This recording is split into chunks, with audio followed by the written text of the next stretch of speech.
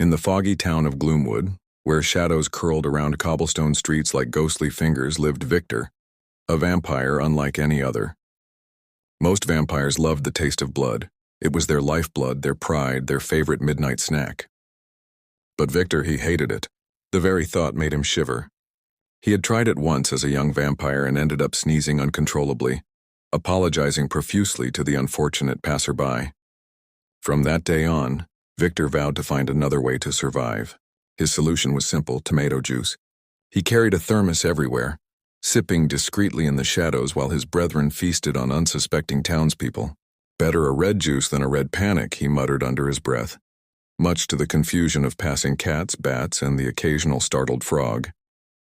Before you forget, kindly subscribe for more. Victor's unusual habit did not go unnoticed. The Vampire Council, a group of ancient, serious, and rather intimidating vampires, frowned upon him. "Victor," hissed Count Mordrake, the oldest vampire in Gloomwood, "how can you call yourself one of us if you refuse the essence of our existence?" "I am one of you," Victor said calmly, sipping his juice. "Just modern." Life went on quietly until the annual Vampire Gala.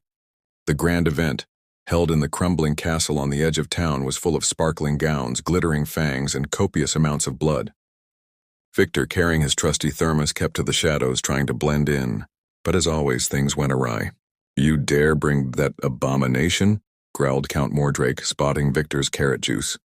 The other vampires gasped, clutching their pearls or their bats.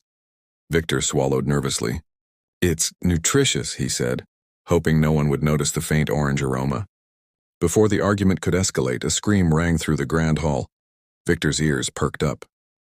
Instinctively, he dashed toward the sound, dodging startled vampires, tripping over an ornamental gargoyle, and narrowly avoiding a chandelier.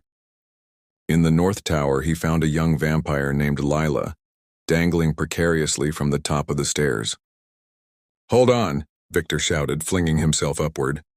"You're helping me?" Lila asked, surprised. "Yes, but don't touch the juice," Victor muttered, grabbing her and lowering her safely to the floor. She brushed off her velvet cape, giggling. "For a vampire who hates blood, you're surprisingly heroic," she said. Victor felt a blush creep across his pale cheeks. "Someone has to make up for my questionable choices," he mumbled. Inspired, Victor returned to his secret underground lab. If he could survive without blood, perhaps he could create a substitute for other vampires too. Days turned into nights as he mixed herbs, berries, strange powders, and even a dash of chocolate. There were explosions, small fires, and one very confused cat, but Victor was determined.